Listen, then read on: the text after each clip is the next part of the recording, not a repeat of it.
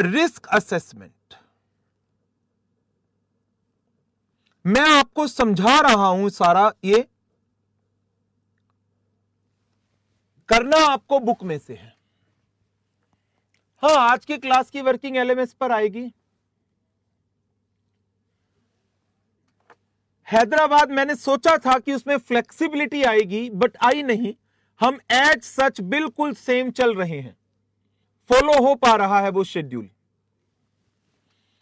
मैं देख रहा था कि पहले कुछ क्लासेस में कि वो शेड्यूल में कोई चेंज आएगा क्या, बट नहीं, चल रहा है वो शेड्यूल।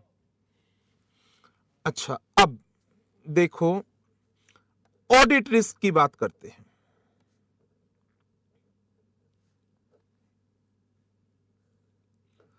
ऑडिट रिस्क से हमारा मतलब क्या होता है?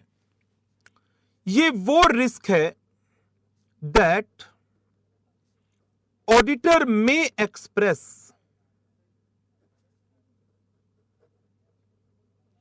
एन इनअप्रोप्रिएट ओपिनियन, गलत ओपिनियन दे दे। कब?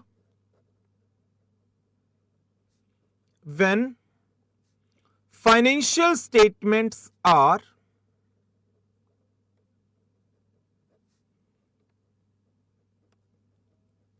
materially misstatement, जब फाइनेंशियल स्टेटमेंट में सिग्निफिकेंट गलतियां हैं, सिग्निफिकेंट गलतियां, और ऑडिटर क्लीन चिट दे दे कंपनी को, तो उसका रिस्क अराइज हो चुका है। ये रिस्क के प्राइमरीली दो कंपोनेंट हैं। कौन कौन से हैं वो दो कंपोनेंट? एक तो होता है रिस्क ऑफ मटेरियल मिसस्टेटमेंट, और दूसरा होता है डिटेक्शन रिस्क।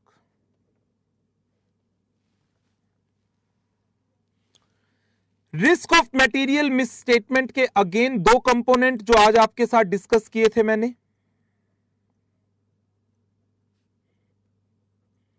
एक इनहेरेंट रिस्क है और दूसरा कंट्रोल रिस्क है। Now the main thing is, क्या इन दोनों रिस्क को अलग अलग इवैल्यूएट किया जा सकता है? बताएं, क्या इन दोनों रिस्क को अलग अलग इवैल्यूएट किया जा सकता है? ये रिस्क किस प्रिजम्पशन पर चलता है? No internal control. ये रिस्क किस प्रिजम्पशन पर चलता है? Ineffective internal control. और दोनों की दोनों चीजें मैनेजमेंट के ही कंट्रोल में होती हैं। So these two risk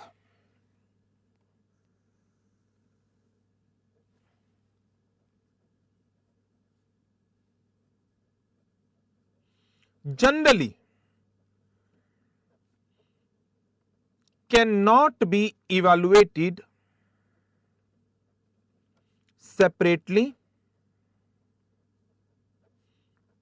hence they are assessed as RMM, combined assessment कर लेते हैं हम इनकी, कंबाइंड असेसमेंट।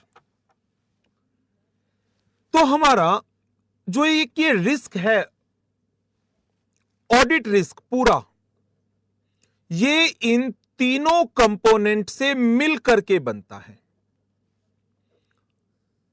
इनहेरेंट रिस्क से, कंट्रोल रिस्क से और डिटेक्शन रिस्क से। इंटरनल कंट्रोल नहीं है कुछ एरिया में, कुछ एरिया में इंटरनल कंट्रोल वीक है और कुछ एरिया में मैंने भी सैंपलिंग कर दी। बताओ, क्या मेरा रिस्क मल्टीप्लाई होता चला जाएगा या नहीं होता चला जाएगा? कुछ एरिया में कंट्रोल नहीं है, कुछ एरिया में कंट्रोल वीक है, कुछ एरिया में मैंने भी सैंपलिंग कर दी। वैसे ये कोई परसेंटेज कंप्यूट नहीं होती, बट जब हम इसकी ओवरऑल ऑडिट रिस्क की बात करते हैं तो इसके फंक्शन को एक्सप्लेन करने के लिए हम कह देते हैं कि audit risk is a function of 3 kind of risk. ये सारी बातें क्या आप मुझे बता सकते हैं आपने कहां पर पढ़ रखी हैं? आईपीसीसी में। यस पटना, बिल्कुल सही। ये सारी बातें आपने कौन से स्टैंडर्ड में पढ़ी थी? आईपीसीसी में। चैप्टर 4 में तो था इंटरनल कंट्रोल में, बट स्टैंडर्ड का नाम बताओ। ये सब बताया गया था एसए 200 के अंदर। एसए 200 के अंदर।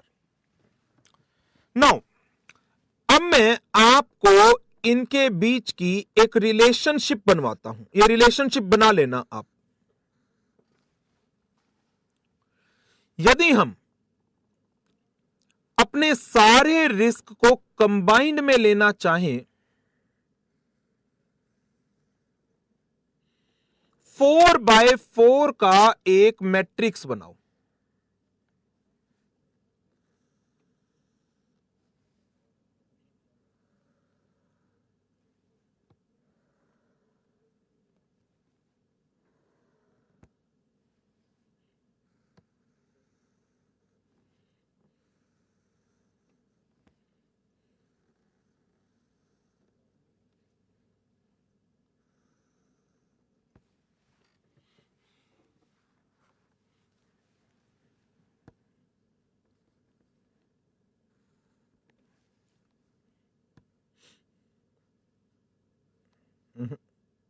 ऐसे इनहेरेंट रिस्क, ये लाइन मत ड्रॉ करना। Control risk.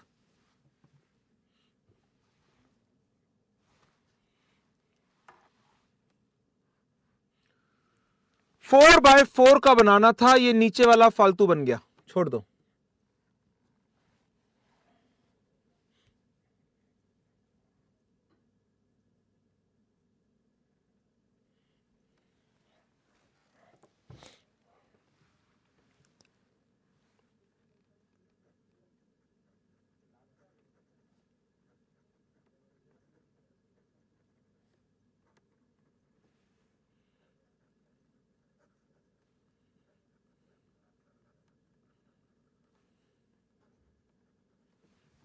High medium low, high medium low. No,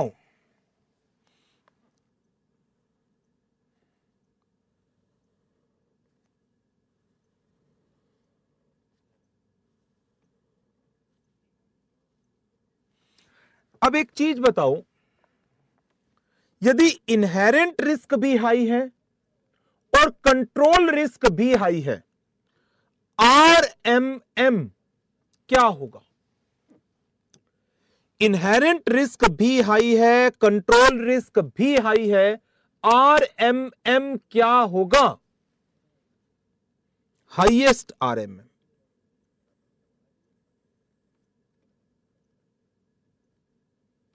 highest. IR medium है, सीआर मीडियम है, इनहेरेंट रिस्क भी मीडियम है, कंट्रोल रिस्क भी मीडियम है, तो आरएमएम भी क्या होगा? आरएमएम क्या होगा?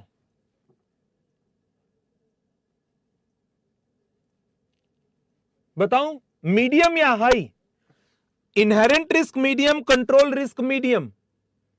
Inherent risk medium, control risk medium, दोनों मीडियम है तो medium. Medium RMM. Inherent risk low है, कंट्रोल रिस्क भी लो है।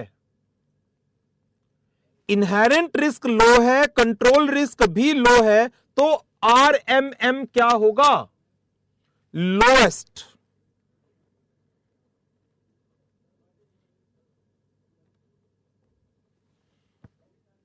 Lowest RMM. अब जरा एक चीज देखते हैं, ये हाई है control risk, inherent risk medium है, एक रिस्क मीडियम है, एक रिस्क हाई है। तो मुझे बताओ RMM क्या होगा? RMM एक मीडियम लेवल पर है और एक हाई लेवल पर है, एक हाई है एक मीडियम है, यह हायर होगा, मॉडरेट नहीं होगा, हायर होगा, हाईएस्ट से थोड़ा सा नीचे।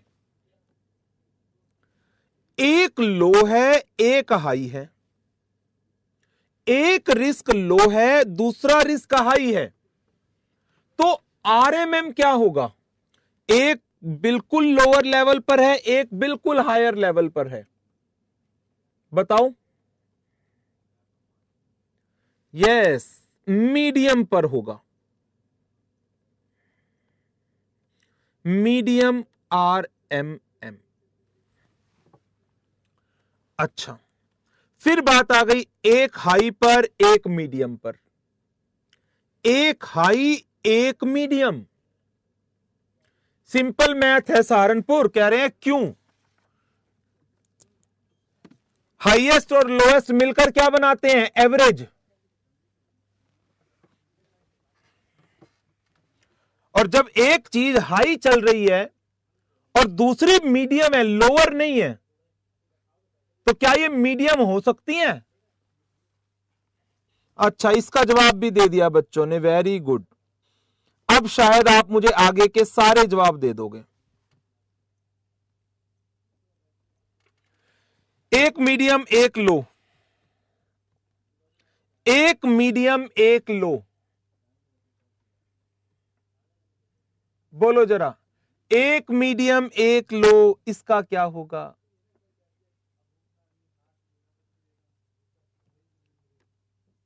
लोअर, वेरी गुड, लोएस्ट नहीं, लोअर।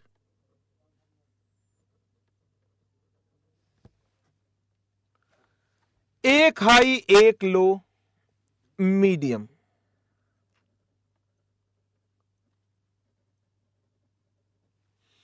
एक मीडियम एक लो, लोअर। नाउ अब इसमें मुझे बात करनी है डिटेक्शन रिस्क की। ऑडिटर अपनी पहली असेसमेंट कर लेता है किस चीज की? RMM की असेसमेंट कर ली ऑडिटर ने, RMM की। डिटेक्शन रिस्क उसके हाथ में है। ऑडिटर अपना डिटेक्शन रिस्क इस तरीके से मैनेज करता है कि उसका ओवरऑल रिस्क कहां पहुंच जाए? उसका ओवरऑल रिस्क कहां पर पहुंच जाए? एक एप्रोप्रिएट लो लेवल के ऊपर, एप्रोप्रिएट लेवल के ऊपर।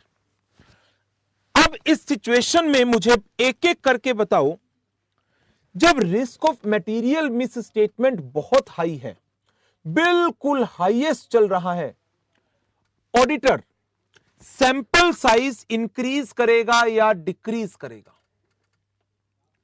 ऑडिटर अपना सैंपल साइज इंक्रीज करेगा या डिक्रीज करेगा? जवाब आया आप लोगों का इंक्रीज करेगा। तो बताओ, उज्जैन, अहमदनगर, कोटा, फतेहाबाद, माल रोड, वाशी, जमशेदपुर, यदि मैं सैंपल साइज इंक्रीज कर देता हूं तो बताओ मेरा डिटेक्शन रिस्क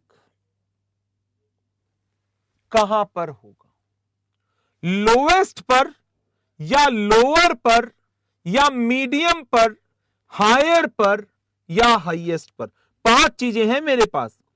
एक हाईएस्ट बिल्कुल टॉप, एक हायर, एक है मीडियम, एक है लोअर और एक है लोएस्ट। 5 लेवल हैं। डिटेक्शन रिस्क कौन से लेवल पर होगा? यहां पर लोएस्ट लेवल पर, लोएस्ट लेवल पर। जब हायर आरएमएम है, कुछ जगह पर इनहेरेंट रिस्क मीडियम पर चला गया, तो कंपैरेटिवली मैं अपने सैंपल साइज में थोड़ा सा, बहुत थोड़ा सा रिलैक्सेशन करूंगा। रिजल्ट, मेरा डिटेक्शन रिस्क कहां पर जाएगा? वेरी गुड, हायर के साथ lower.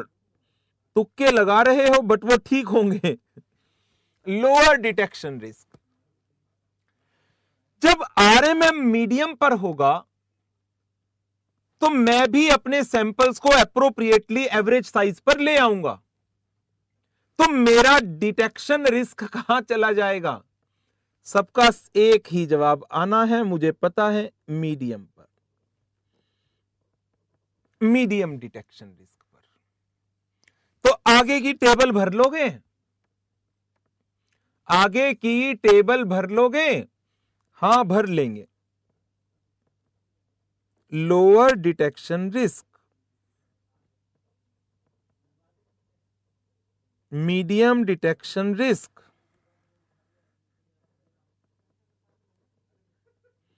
Higher detection risk,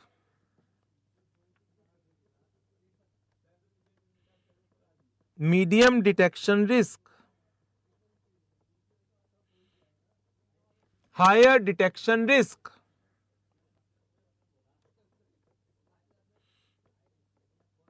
highest detection risk.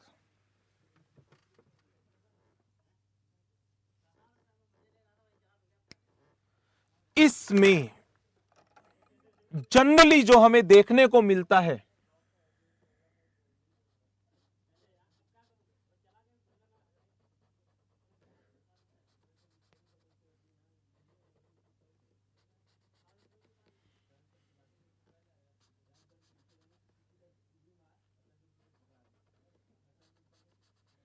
ये सबसे मोस्ट कॉमन पोजीशन हमें मिलती है। मीडियम मीडियम मीडियम वाली। हां जी, हां सी, बिल्कुल इनवर्स रिलेशन है। पढ़ते हो ना, 2 नंबर के क्वेश्चन में आता था कि what is the relationship between the RMM and the detection risk. तो relationship between RMM and detection risk is inverse relationship.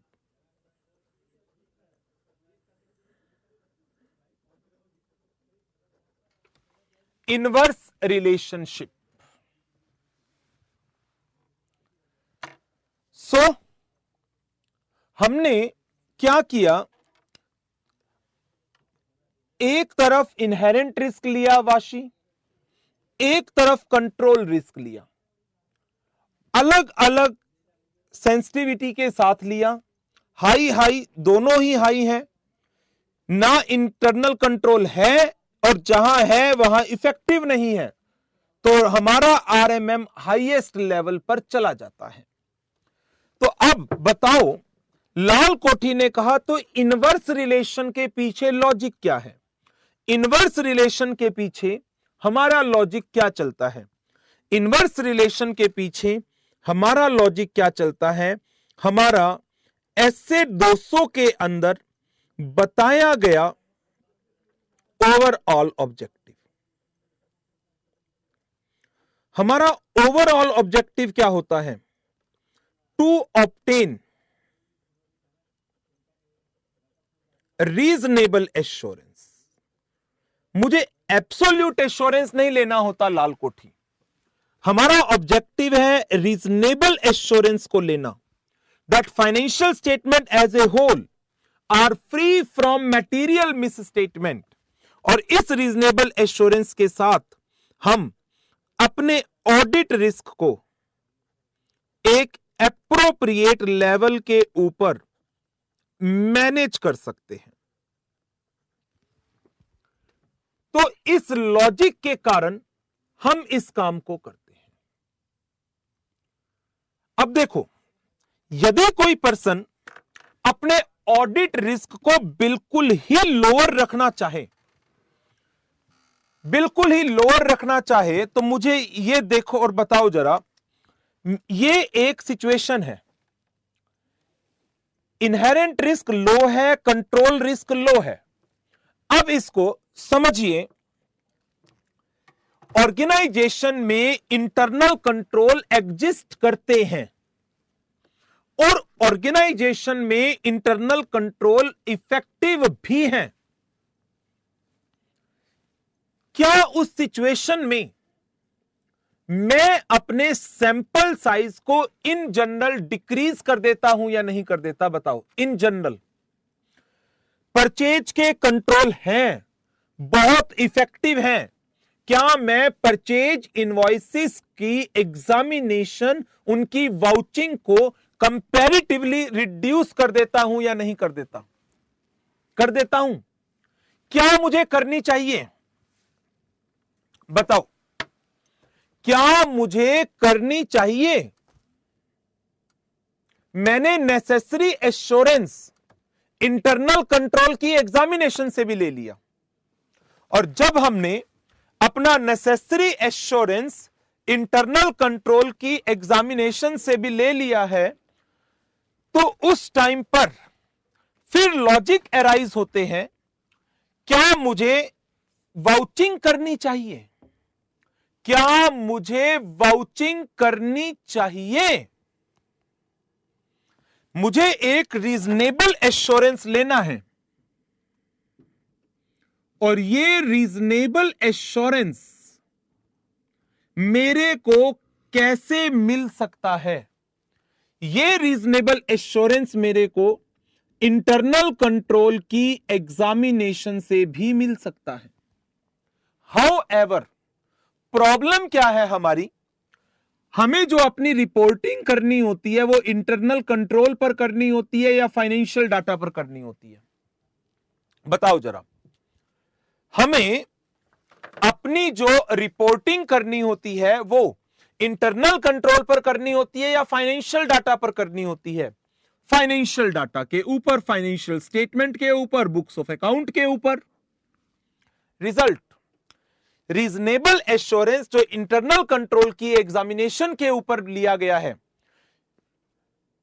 Accounting proper तरीके से हो रही होगी, reason accounting department knowledgeable है, अपने काम को सिंसियरिटी के साथ करता है, regular books of account update होती हैं, प्रॉपरली ऑथोराइज ट्रांजैक्शंस हैं, मैनेजमेंट रेगुलर बेसिस पर ट्रायल बनवाती है, उसको चेक करती है। तो that means internal control appears to be an effective one. Accounting system, accounting department, accounting procedures का इंटरनल कंट्रोल स्ट्रॉन्ग है, इफेक्टिव है। क्वेश्चन अराइज, क्या जरूरत है फाइनेंशियल को चेक करने की? बट क्या फाइनेंशियल फिर भी चेक करना पड़ेगा या नहीं करना पड़ेगा? रिपोर्टिंग तो फाइनेंशियल की करनी है। यदि आपको दोनों में से एक प्रोसीजर छोड़ना हो, आपको दोनों में से एक प्रोसीजर छोड़ना हो, आप कौन सा छोड़ पाएंगे? एक तो करना ही करना पड़ेगा, दोनों में से एक छोड़ना हो तो किसको छोड़ पाओगे? इसको छोड़ सकते हो, इसको तो नहीं छोड़ सकते आप, इसको तो आपको करना ही करना पड़ेगा। टेस्ट ऑफ कंट्रोल को छोड़ा जा सकता है, एसएपी को आप कभी नहीं छोड़ सकते। सब्सटेंटिव प्रोसीजर्स को, अरे खाली SP, substantive procedure, TOD plus SAP, इनको आप नहीं छोड़ सकते।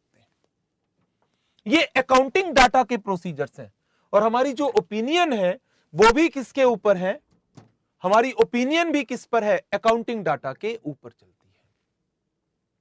तो नाउ अब देखो, यदि इनहेरेंट रिस्क बहुत लोअर है, कंट्रोल रिस्क बहुत लोअर है, इसका मतलब आरएमएम बहुत लोअर है, बहुत लोअर है, लोएस्ट पर पहुंच गया। ऐसी सिचुएशन में मैं अपने जो सैंपल सेलेक्ट करता हूं अकाउंट्स के, उनका साइज हम बिल्कुल डाउन कर देते हैं, अकाउंट्स के सैंपल। और यदि आप अकाउंटिंग एग्जामिनेशन को कम कर रहे हैं, दैट मीन्स व्हाट, आपने अपने डिटेक्शन रिस्क को क्या कर लिया, आपने अपने डिटेक्शन रिस्क को एकदम से बढ़ा दिया। ओवरऑल रिस्क ये लोअर था, ये हायर था, वो एक एप्रोप्रिएट लेवल पर चला जाता है। लेकिन क्या जनरली हमें करना चाहिए ऐसा? क्या हमें डाउन करना चाहिए? नो। एडवाइजेबल क्या रहता है, एक एवरेज साइज, एवरेज साइज पर रखना चाहिए। तो इससे क्या होगा, जो हमारा डिटेक्शन रिस्क है वो एक एवरेज साइज पर आ जाएगा। और डिटेक्शन रिस्क एवरेज साइज पर है, आरएमएम बिल्कुल लोअर है, तो हम कह सकते हैं कि हमारा जो पूरा ऑडिट रिस्क है, पूरा ऑडिट रिस्क एवरेज से नीचे होगा या नहीं होगा, बताएं। एवरेज से नीचे होगा या नहीं? एक रिस्क एवरेज पर है और एक एवरेज से नीचे है, एक एवरेज है, एक एवरेज से नीचे है, तो कंबाइंड रिस्क मिलकर लोअर लेवल पर आ जाएगा। क्या ये कोई मैथमेटिकल फिक्स नंबर होते हैं या again it is a subject of professional judgement? क्या ये मैथमेटिकल फिक्स नंबर है या it is a subject of professional judgement? It is a subject of professional judgement. This is not a mathematical number, ये आपकी judgement पर है। और आप लोगों ने इसको ऑब्जर्व भी किया है अपने ऑफिस में, नहीं कि हम क्या चेक करते हैं, कितना चेक करते हैं, ये हमारी जजमेंट पर डिपेंड करता है पूरी तरह से, हम कितने रिस्क को एक्सेप्ट करने के लिए तैयार हैं। प्रैक्टिकली यदि मैं 100% अकाउंटिंग को चेक करूं, 100% अकाउंटिंग को चेक करूं, इग्नोरिंग इफेक्टिवनेस ऑफ कंट्रोल, क्या ये एक अच्छी अप्रोच रहेगी? Ignoring examination of internal control, 100% checking towards the accounting, क्या ये एक गुड अप्रोच कंसीडर की जा सकती है? In my opinion no, in my opinion no. However there might be some chartered accountants जो इस अप्रोच पर काम करते होंगे कि हम 100% अकाउंटिंग को चेक कर रहे हैं तो हम इंटरनल कंट्रोल को चेक नहीं करेंगे, but that can not be considered as a good approach. We should use a blend of different kind of procedures एक एप्रोप्रिएट ऑडिट रिस्क पर आने के लिए। वाशी कह रहे हैं वाई,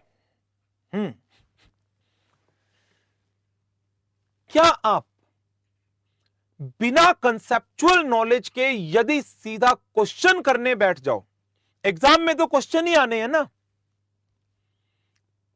वाशी, एग्जाम में क्वेश्चन ही तो आने हैं, तो यदि आप न्यूमेरिकल पेपर के लिए सीधा न्यूमेरिकल सॉल्व करने बैठ जाओ और न्यूमेरिकल को रट्टे लगा लो कि हां ऐसे आएगा डाटा तो ऐसे करना है, वैसे आएगा डाटा तो वैसे करना है, बिना लॉजिक को समझे और कंसेप्ट को समझे आपने 100 न्यूमेरिकल कर लिए, 50 कर लिए, 200 कर लिए, क्या ये सही अप्रोच है? बताओ जरा, खुद बता दो।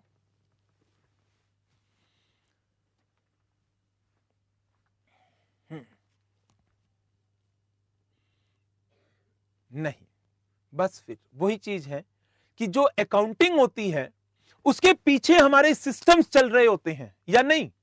आप अकाउंटिंग किसकी कर रहे हो? परचेज ट्रांजैक्शन की। आप अकाउंटिंग किसकी कर रहे हो? सेल ट्रांजैक्शन की। आप अकाउंटिंग किसकी कर रहे हो? एक्सपेंसेस की। आप अकाउंटिंग किसकी कर रहे हो? असेट लायबिलिटीज की। तो क्या उन्हीं असेट लायबिलिटीज के कंसेप्ट को, उनकी पॉलिसीज को समझना जरूरी है या नहीं है? आप एक चैप्टर के सारे न्यूमेरिकल कर लो, सारे के सारे न्यूमेरिकल, आप न्यूमेरिकल कवर अप कर लो बिना कंसेप्ट को समझे, देन क्या एक नेसेसरी सेटिस्फेक्शन जो होनी चाहिए वो मिल सकती है क्या कभी? नहीं मिल पाएगी। बेस्ट अप्रोच क्या होती है? कंसेप्ट को समझिए, इंस्टेड ऑफ 100% न्यूमेरिकल कुछ न्यूमेरिकल कर लीजिए और कुछ छोड़ भी सकते हैं। क्या आप ऐसा करते हो या नहीं करते वाशी? क्या आप कंसेप्ट समझने के बाद कुछ न्यूमेरिकल्स को छोड़ भी देते हो, सिमिलर टाइप के न्यूमेरिकल्स को?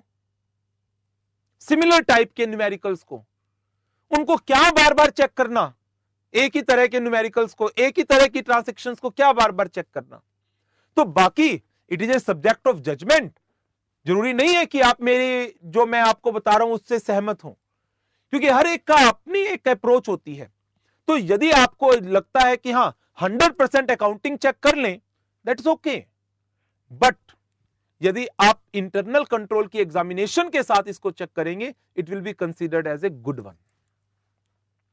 अच्छा, चलो इसके बाद अब बात आ जाती है कि जो हमारे ये इंटरनल कंट्रोल होते हैं, इंटरनल कंट्रोल को चेक करने के लिए उसके बारे में हमें जानकारी लेनी होती है, उसको रिव्यू करना है हमें।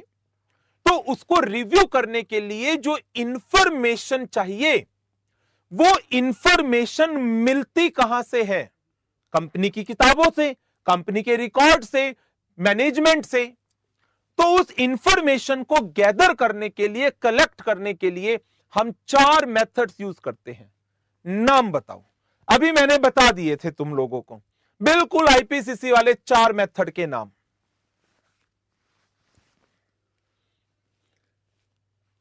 इंक्वायरी, अरे नहीं अहमदनगर। इंटरनल कंट्रोल, आरएपी की बात नहीं कर रहा, आरएपी की बात नहीं कर रहा। तुम तो आरएपी की inquiry, inspection, observation and analytical procedure लिखने लग गए। Raipur ICQ, internal control questionnaire 1। दूसरा Ghaziabad narrative record 2। Number 3 Ghaziabad flow chart. Number 4 Kota Janakpuri checklist. Checklist 4 methods होते हैं to collect the information with respect to the internal control. Narrative records, checklist, internal control questionnaire and the flow chart, जो आप लोगों ने सब IPCC में पढ़ा हुआ है। तो मैं उनकी डिटेल में नहीं जा रहा। कोई क्वेश्चन भी ऐसा नहीं है कि बहुत बार पूछे जाते हैं। यहां पर एक फ्लो चार्ट का क्वेश्चन तो एक बार इन्होंने पूछा है। अच्छा, जब आपने टेस्ट ऑफ कंट्रोल परफॉर्म कर लिए, आपने ये सारा डाटा इवैल्यूएट कर लिया, after evaluating the entire data, if you find any deficiencies in internal control, ये डेफिशिएंसीज इन इंटरनल कंट्रोल हम मैनेजमेंट को एंड टीसीडब्ल्यूजी को इन्फॉर्म कर देते हैं through a letter that is known as the LOW, letter of weakness, as per the requirement of standard on auditing 260 and 265। But while issuing this letter of weakness, हम अपनी कुछ disclaimer देते हैं। और वो डिस्क्लेमर किस तरीके का है?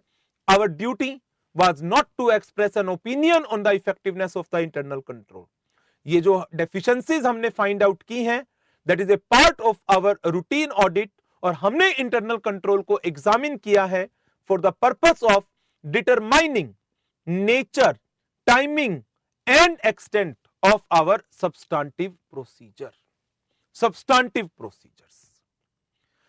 तो इसमें अब जो चीजें आपको कवर अप करनी है, थ्योरेटिकली एग्जाम में पूछी जा सकती है, मैं वो टॉपिक आपको बुक में बता रहा हूं जो इंपॉर्टेंट है, जनरली एग्जाम में पूछे जाते हैं।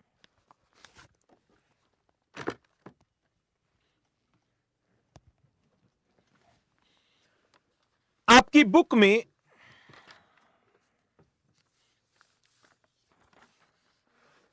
एक ये टॉपिक है, पेज नंबर 3.1 पर,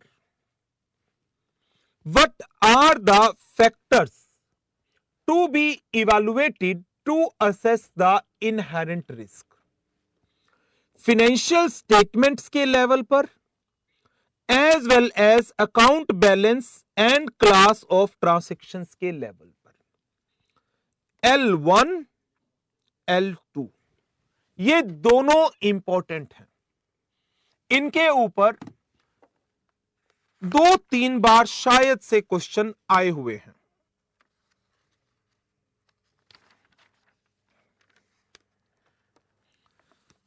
question number 2, you would like to consider the audit risk at financial statement level, उसके फैक्टर बताएं। फाइनेंशियल स्टेटमेंट लेवल के फैक्टर, जैसे मैनेजमेंट ईमानदार नहीं है तो क्या रिस्क ज्यादा होगा? Obviously. Management highly experienced, risk ज्यादा होगा? नो। मैनेजमेंट में नॉलेजेबल पर्सन है, ये मैनेजमेंट 6 सालों से कंटिन्यूअस चल रही है, रिस्क कम होंगे। मैनेजमेंट के ऊपर प्रेशर्स हैं प्रॉफिट को बढ़ाने के, टारगेट अचीव करने के। इन प्रेशर्स में अकाउंट्स में गड़बड़ हो सकती है या नहीं? इन प्रेशर्स में अकाउंट्स में गड़बड़ करा सकती है या नहीं मैनेजमेंट? बिल्कुल करा सकती है। एंटिटी का बिजनेस, यदि एंटिटी कैश बिजनेस की एक्टिविटी में एंगेज्ड है, चिट फंड एक्टिविटीज में एंगेज्ड है, फाइनेंसिंग बिजनेस की एक्टिविटीज में एंगेज्ड है, बैंकिंग बिजनेस में एंगेज्ड है, उसके अंदर रिस्क कंपैरेटिवली हायर या lower? An organization engaged in money transactions, risk higher side पर होंगे। Factors affecting the industry in which the entity operates, industry cash transaction पर चलती है और डीमोनेटाइजेशन हो जाती है।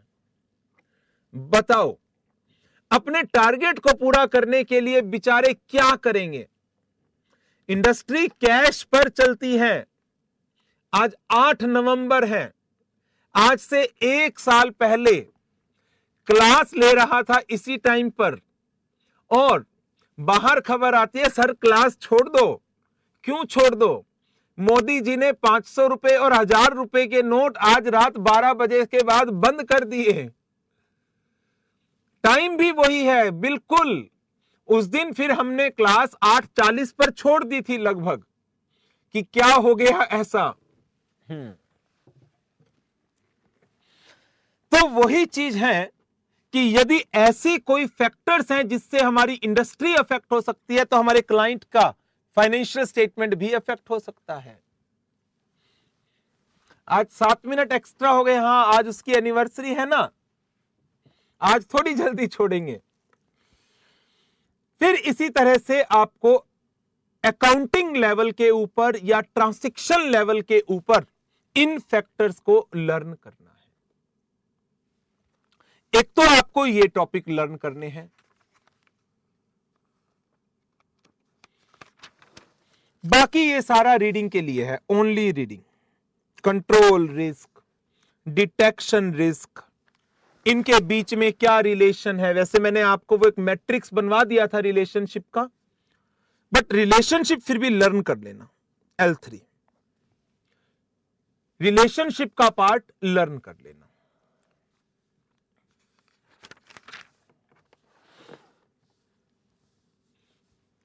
मोस्ट इंपॉर्टेंट टॉपिक,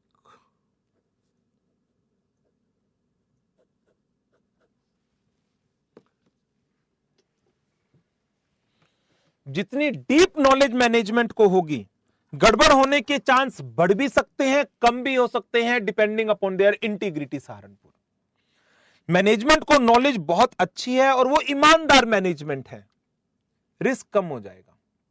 मैनेजमेंट की नॉलेज बहुत अच्छी है और वो बेईमान है, रिस्क बहुत ज्यादा बढ़ जाएगा। रिस्क बेस्ड ऑडिट क्या है? एक ऐसी अप्रोच जिसके अंदर हम ऑडिट रिस्क को एनालाइज करते हैं और जो हमारा रिसोर्स होता है टाइम है, हमारा स्टाफ है, उसको हम मेनली उस एरिया में एंगेज करते हैं जो ज्यादा रिस्की होता है, जो ज्यादा रिस्की होता है। तो कुछ जगह पर रिस्क होते नहीं है, कुछ जगह पर रिस्क होते हैं।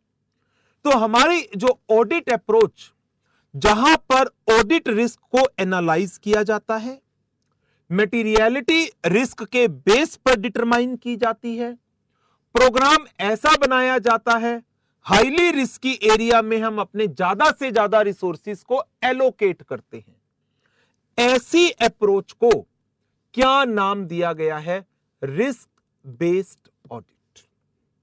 An audit approach that analyse the risk, set materiality level on the basis of risk and allocate our larger part of resources to the risky area. Stages, सबसे पहला काम अंडरस्टैंडिंग लो, एनवायरमेंट की, बिजनेस ऑपरेशन की, performance की, information processes की।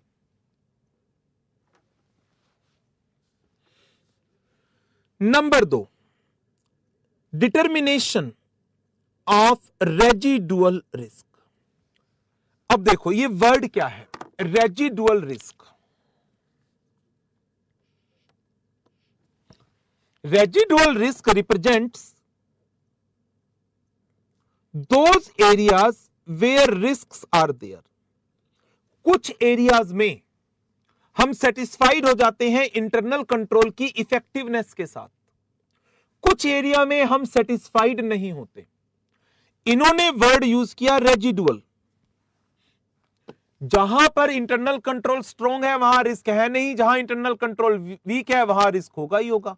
तो residual risk means identifying the area where internal control either does not exist और if exist is not effective.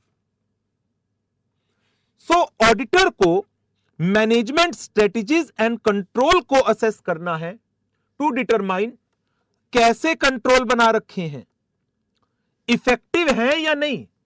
Effective नहीं है दैट मींस हम नाम दे देंगे रेजिडुअल रिस्क। जहां रिस्क बचा हुआ है, जहां रिस्क खत्म नहीं हो रहा, और जहां पर रिस्क बच रहा है तो क्या मुझे उस रिस्क को कम करने के लिए अकाउंटिंग का सैंपल साइज बढ़ा देना चाहिए या नहीं? बोलो। जहां रिस्क बचा हुआ है उस रिस्क को लो लाने के लिए मुझे सैंपल का साइज बढ़ा देना चाहिए, बिल्कुल बढ़ाना चाहिए। Manage the residual risk, it require design and execution of a risk reduction approach to bring the residual audit risk to an acceptable level. हमारे ज्यादा से ज्यादा रिसोर्सेस हाई ऑडिट रिस्क वाले एरिया में जाएंगे, और फिर जो आपने वीकनेस फाइंड आउट की है बता दो क्लाइंट को।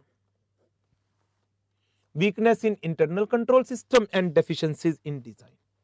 यह क्वेश्चन May 16 में भी आया था और फिर May 17 में भी रिपीट हुआ था, लिखना रह गया। यह May 17 में भी 4 नंबर के लिए रिपीट हुआ था।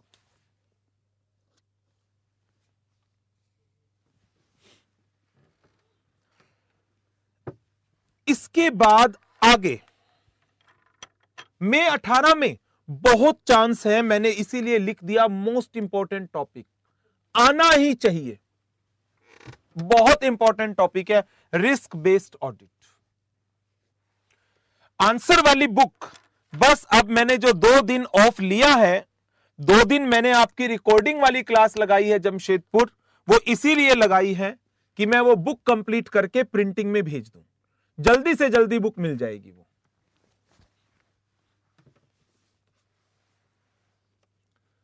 कोशिश है मेरी 25 नवंबर तक वो मिल जाए आपको। अगला topic internal control, same as IPCC, पूरा डिट्टो सेम,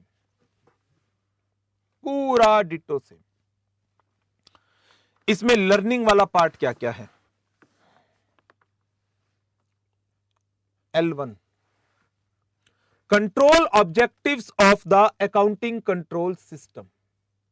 1, बाकी ये लिमिटेशंस वगैरह, narrative record, checklist, ICQ, flow chart. L2 flow chart का।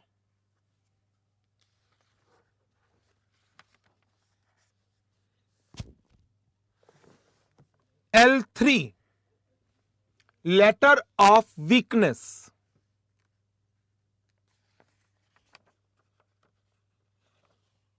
और एक last topic very very important, L4 very very important, internal check का कंसीडरेशन।